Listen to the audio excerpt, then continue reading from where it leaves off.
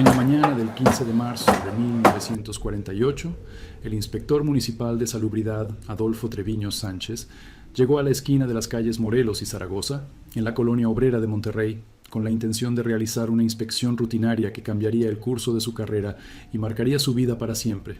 Treviño, un hombre de 47 años que había dedicado 23 años al servicio municipal, había desarrollado un instinto particular para detectar irregularidades en los establecimientos comerciales, pero nada en su experiencia lo había preparado para lo que encontraría ese día en la cocina de doña Amparo.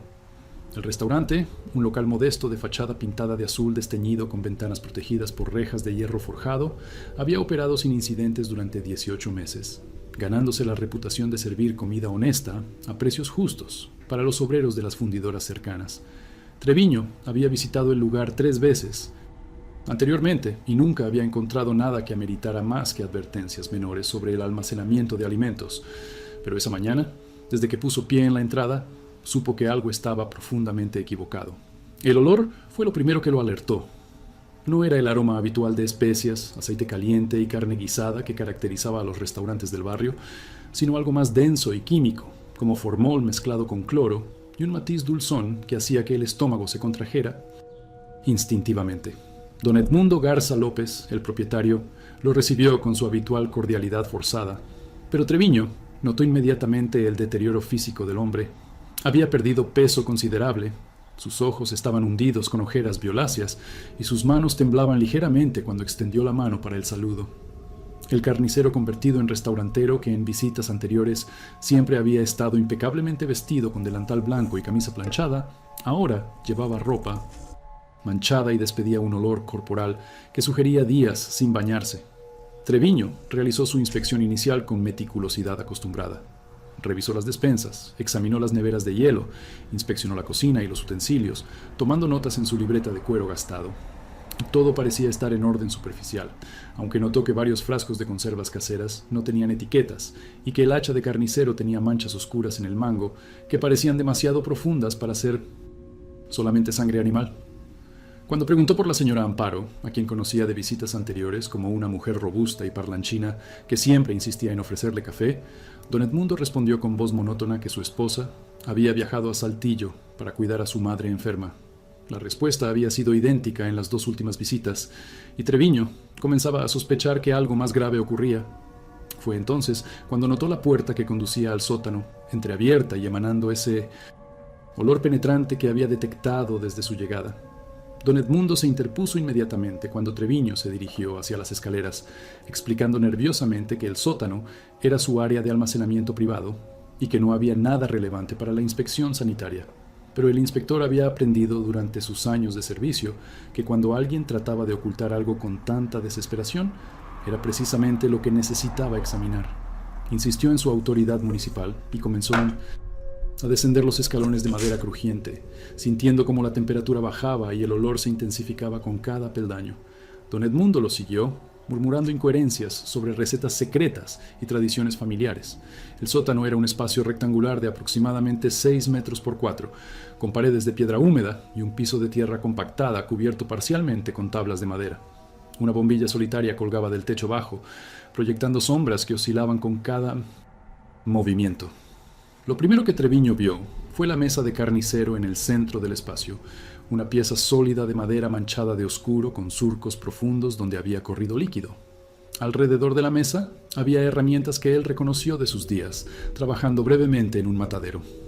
Cuchillos de diferentes tamaños, sierras para hueso, ganchos de metal, todo dispuesto con una precisión casi quirúrgica. Pero fue lo que vio en los estantes de madera contra la pared lo que hizo que su corazón comenzara a latir con violencia descontrolada. Había frascos de vidrio de diferentes tamaños, al menos 15 o 20, cada uno lleno con un líquido amarillento y conteniendo algo que flotaba en su interior. Treviño se acercó con las piernas temblorosas y comprendió con horror glacial que estaba viendo órganos humanos preservados en formol. Un corazón, porciones de intestino, lo que parecía ser un riñón, fragmentos de tejido que no podía identificar, pero que definitivamente no eran de un animal. En ese momento comprendió que no estaba ante una violación sanitaria común, sino ante algo mucho más oscuro y perturbador que cualquier cosa que hubiera encontrado en su carrera. Se volvió hacia don Edmundo, quien había comenzado a llorar silenciosamente, las lágrimas corriendo por sus mejillas sin afeitar mientras repetía una y otra vez: ella sigue aquí, ella sigue siendo parte del negocio, ella no se fue, nunca se fue. Treviño subió las escaleras lo más rápido que sus piernas temblorosas le permitieron, salió del restaurante y caminó 3 calles hasta encontrar el puesto de policía más cercano. Para las 2 de la tarde, 2 agentes de la policía municipal, el sargento Ramiro Elizondo Mata y el cabo Jorge Hinojosa Treviño, habían acordonado el establecimiento y comenzado una inspección formal que duraría hasta bien entrada la noche.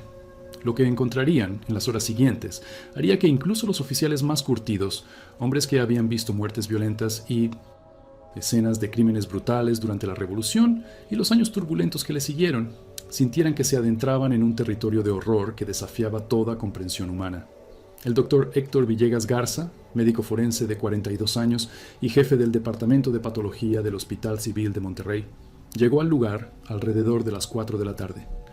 Villegas era un hombre meticuloso que había estudiado medicina en la Ciudad de México y completado una especialización en medicina forense en la Universidad de Texas en Austin, regresando a Monterrey en 1938 para dirigir el departamento más moderno del norte del país.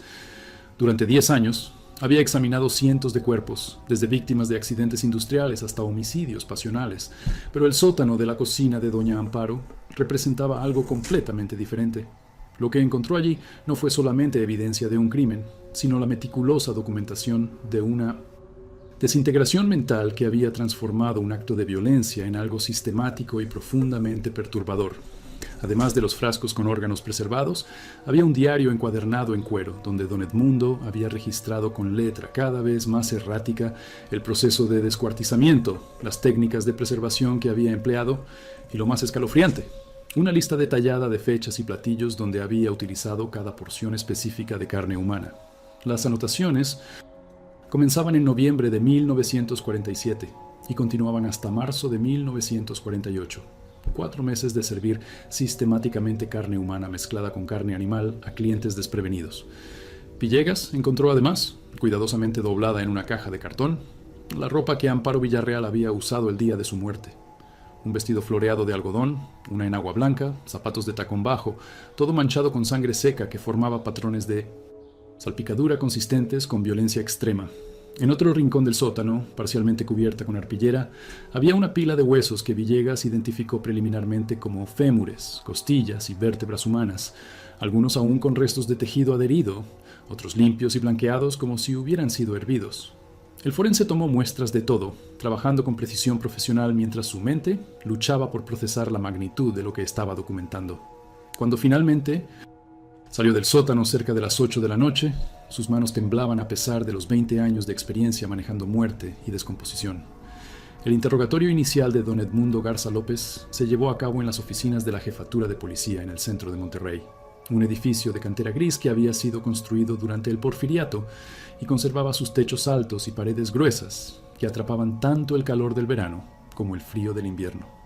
El comandante Esteban Rodríguez Salazar, un veterano de 53 años que había servido como oficial durante la Revolución y posteriormente había dirigido la División de Homicidios de la ciudad durante 15 años, condujo personalmente el interrogatorio junto al Ministerio Público, el licenciado Fernando Garza Sada, quien había sido notificado de la gravedad del caso. Don Edmundo, sentado en una silla de madera en el centro de una habitación iluminada por una lámpara de queroseno, parecía haber entrado en un estado de calma extraña, casi catatónica. Respondía a las preguntas con voz monótona y sin mostrar emoción aparente, como si estuviera describiendo el proceso de preparar un platillo cotidiano, en lugar de confesar un acto de canibalismo involuntario perpetrado contra docenas de personas inocentes. Según su relato, grabado taquigráficamente por el secretario judicial Arturo Elizondo y posteriormente transcrito en 17 páginas de testimonio que permanecieron clasificadas durante décadas, la muerte de Amparo Villarreal había ocurrido en la noche del 27 de noviembre de 1947. Don Edmundo explicó que había estado mezclando carne de perro y gato con la carne de res para reducir costos, una práctica que había comenzado 6 meses antes cuando los precios de la carne legítima aumentaron debido a la escasez de posguerra. Amparo había descubierto la verdad cuando encontró cadáveres de animales callejeros en el sótano y confrontó a su esposo con Furia, amenazando con denunciarlo a las autoridades y arruinar el negocio que habían construido juntos. La discusión escaló rápidamente a violencia física.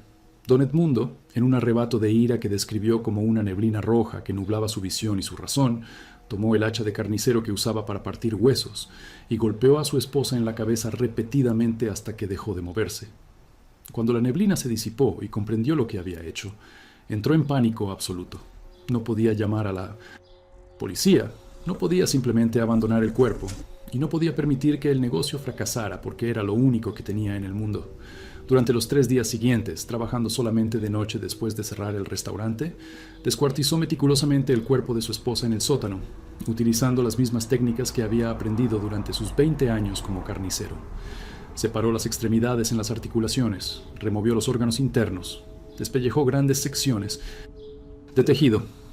Lo que no podía usar preservó en formol que había comprado en una farmacia, alegando que era para un proyecto de taxidermia. Lo que podía usar, según su lógica fracturada y demente, comenzó a preparar como cualquier otra carne. La primera vez que sirvió carne humana fue el jueves 4 de diciembre de 1947, mezclada en pequeñas porciones con carne de cerdo en el guiso especial que tradicionalmente ofrecía ese día. Nadie notó diferencia alguna. De hecho, varios clientes habituales comentaron que el platillo estaba particularmente sabroso esa semana. Don Edmundo interpretó esto como una señal, una confirmación de que estaba haciendo lo correcto, de que Amparo seguía siendo parte del negocio tal como había sido en vida. Su deterioro mental se aceleró durante los meses siguientes. Comenzó a hablar solo, a mantener conversaciones con su esposa muerta mientras cocinaba, a convencerse de que ella aprobaba lo que estaba haciendo. El análisis forense que el doctor Villegas realizó durante las semanas siguientes confirmó los detalles más perturbadores de la confesión. Las muestras de tejido de los frascos coincidían con el tipo de sangre de Amparo Villarreal, confirmado mediante registros médicos de un hospital donde había sido atendida 2 años antes. Los huesos encontrados en el sótano mostraban marcas de sierra y cortes limpios consistentes con descuartizamiento profesional.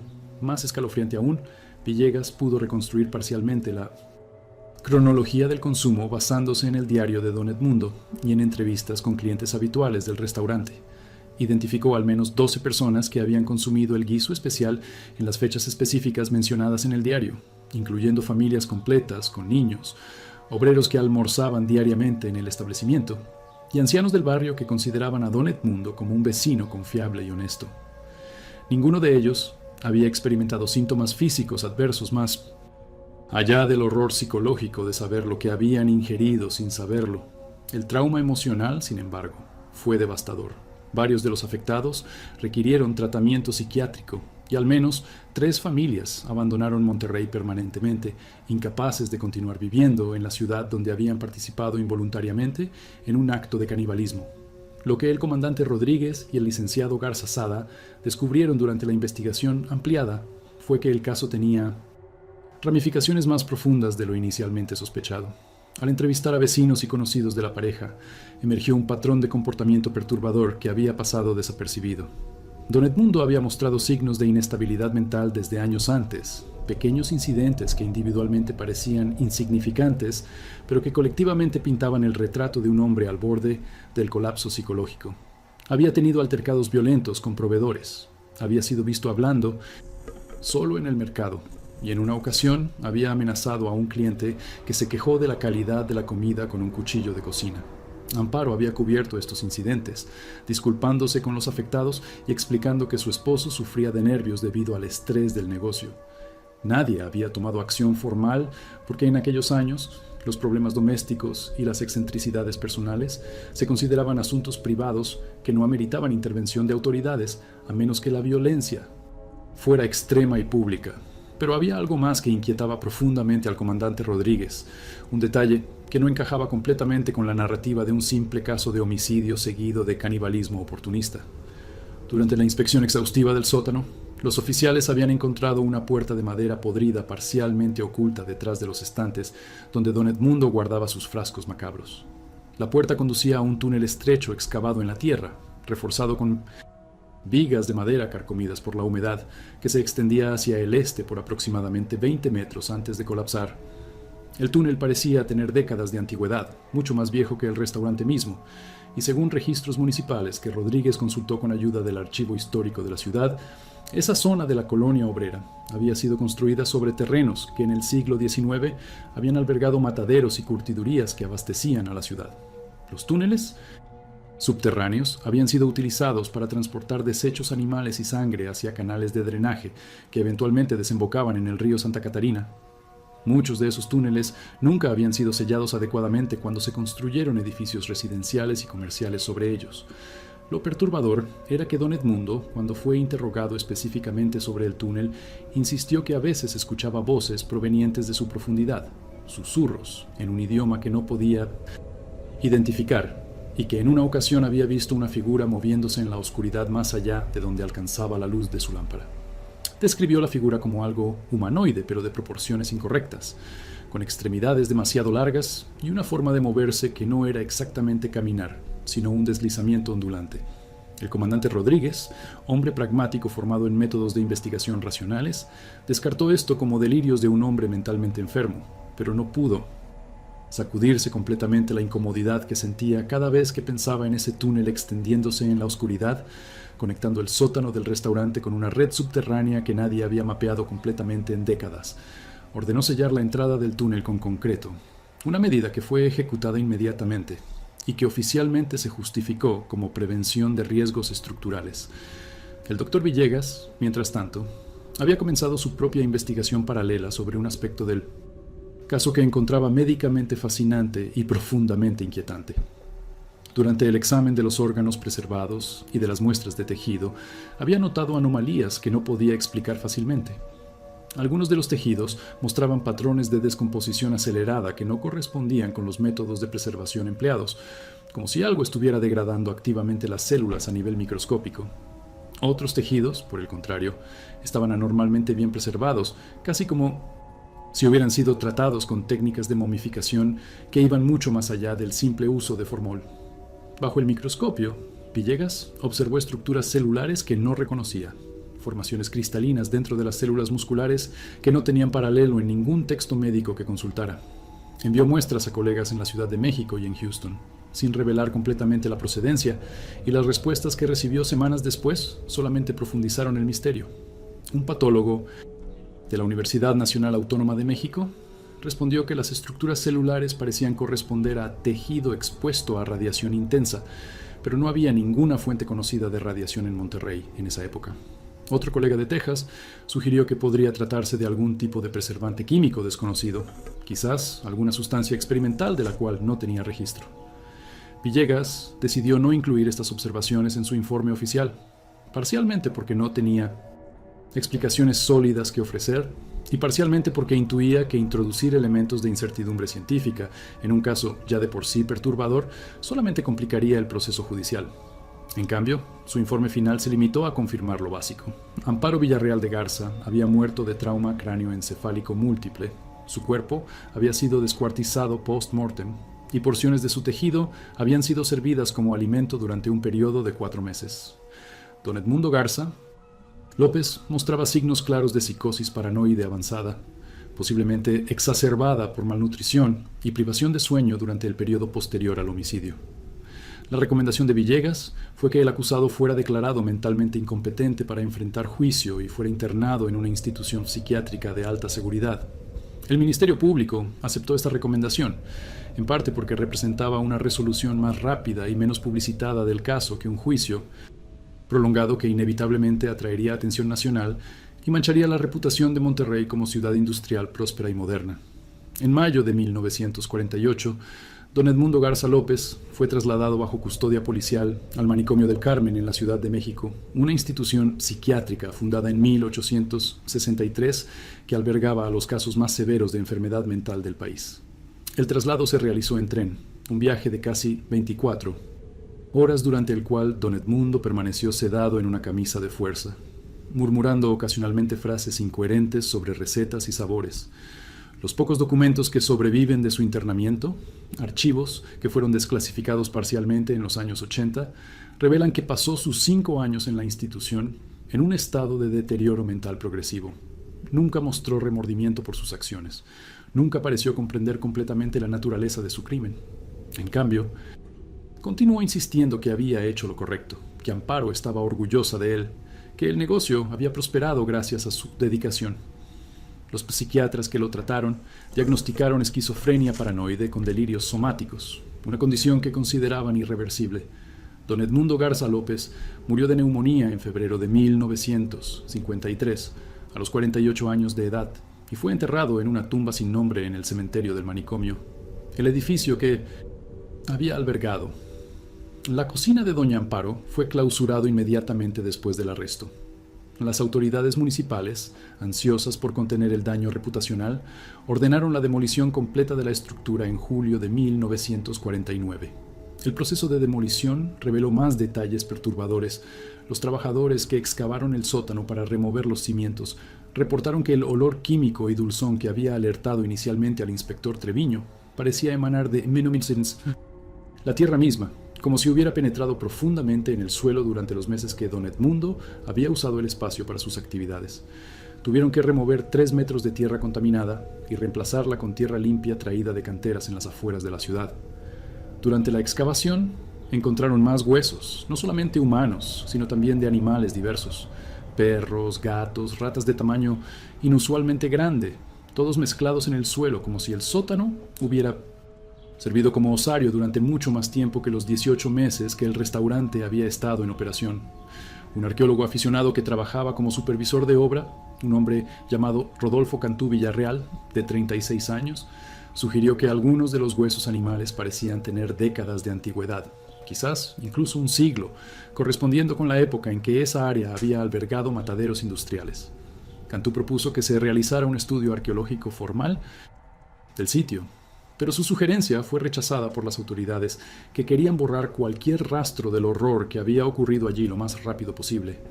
El terreno fue nivelado, pavimentado y eventualmente vendido a un comerciante que construyó una ferretería que operó sin incidentes durante décadas, pero los edificios adyacentes, estructuras que compartían sótanos y sistemas de drenaje con el antiguo restaurante, comenzaron a experimentar problemas extraños en los meses y años que siguieron a la demolición. Los vecinos reportaban olores inexplicables que surgían periódicamente de los drenajes, especialmente durante los meses calurosos de verano. Hablaban de ruidos que parecían provenir de las profundidades, golpes metálicos y rasguños que no correspondían con actividad de ratas o movimiento de tuberías. El inspector Adolfo Treviño Sánchez nunca se recuperó completamente del trauma de su descubrimiento. Continuó trabajando como inspector municipal durante 12 años más, retirándose en 1960 a los 59 años de edad. Pero colegas y familiares notaron que algo fundamental había cambiado en él después del caso de la cocina de doña Amparo. Desarrolló una aversión profunda a entrar en sótanos y espacios subterráneos. Sufría pesadillas recurrentes donde se veía a sí mismo descendiendo escaleras interminables hacia oscuridades que olían a formol y descomposición. En una entrevista que concedió en 1972 a un periodista de investigación que estaba escribiendo una historia de crímenes notorios en Monterrey, Treviño reveló un detalle que nunca había compartido oficialmente. Durante aquellos minutos que pasó solo en el sótano con don Edmundo, antes de salir corriendo a buscar a la policía, había experimentado algo que no podía explicar racionalmente, pero que recordaba con claridad absoluta.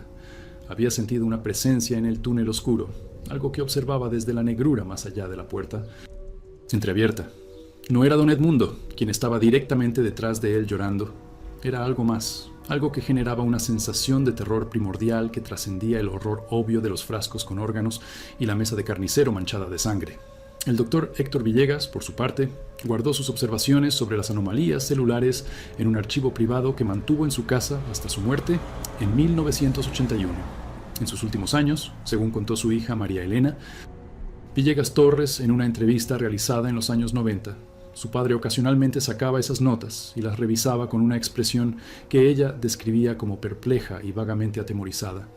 Una vez le confesó que siempre había sentido que había algo más en ese caso, algo que no podía cuantificar o demostrar científicamente, una dimensión del horror que escapaba a la metodología forense. Villegas había guardado algunas muestras de tejido preservadas en formol en su laboratorio personal, violando técnicamente los protocolos de destrucción de evidencia, con la intención de examinarlas nuevamente cuando tuviera acceso a tecnología más avanzada. Pero cuando finalmente tuvo acceso a microscopios electrónicos en los años 70, las muestras habían desaparecido de su laboratorio. No habían sido robadas, según pudo determinar. Simplemente ya no estaban en los frascos donde las había guardado, como si se hubieran evaporado o desintegrado completamente, dejando solamente manchas de polvo grisáceo en el fondo del vidrio. El comandante Esteban Rodríguez Salazar se retiró de la policía en 1955 y pasó sus últimos años dirigiendo una pequeña empresa de seguridad privada. Antes de su muerte, en 1973, le confió a su hijo menor, también policía, que el caso de la cocina de Doña Amparo había sido el único en toda su carrera que lo había hecho cuestionar seriamente la naturaleza de la realidad y los límites de la maldad humana. Pero más que el acto de canibalismo involuntario en sí, lo que lo había perturbado profundamente era esa red de túneles bajo la colonia obrera, espacios vacíos en la oscuridad que conectaban sótanos y edificios en patrones que nadie había documentado completamente.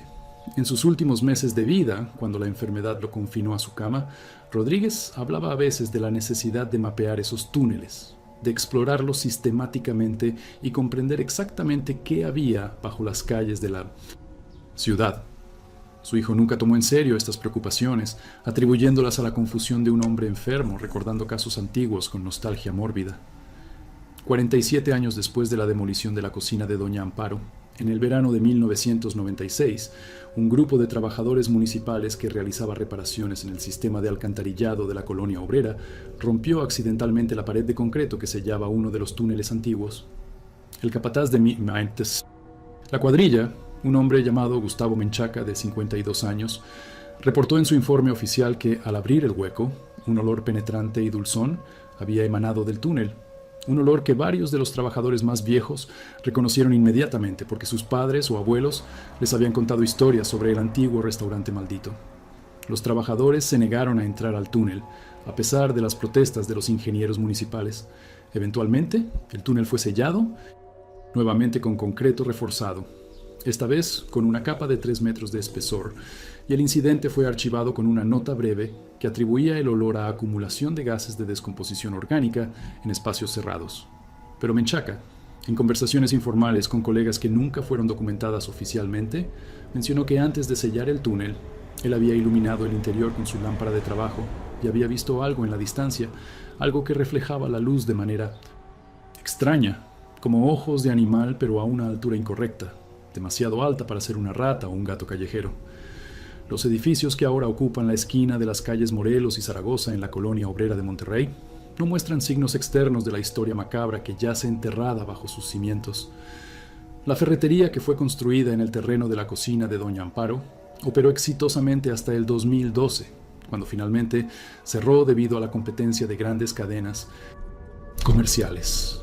El local fue convertido en una tienda de conveniencia que abre 24 horas y que sirve a la comunidad del barrio con normalidad aparente. Pero los vecinos más ancianos, aquellos que tienen memoria lo suficientemente larga para recordar los años 40, o que escucharon las historias de sus padres y abuelos, aún hablan en voz baja sobre lo que ocurrió allí. Evitan comprar en esa tienda si pueden, prefiriendo caminar calles adicionales para hacer sus compras en otros establecimientos, y algunos de ellos, especialmente durante las noches calurosas de verano, cuando las ventanas se abren para dejar entrar el aire escaso, dicen que todavía pueden detectar ocasionalmente ese olor característico, ese aroma químico y dulzón que se filtra desde algún lugar profundo bajo el pavimento, subiendo por las grietas en el concreto como un recuerdo persistente de horror que se niega a ser completamente enterrado y olvidado.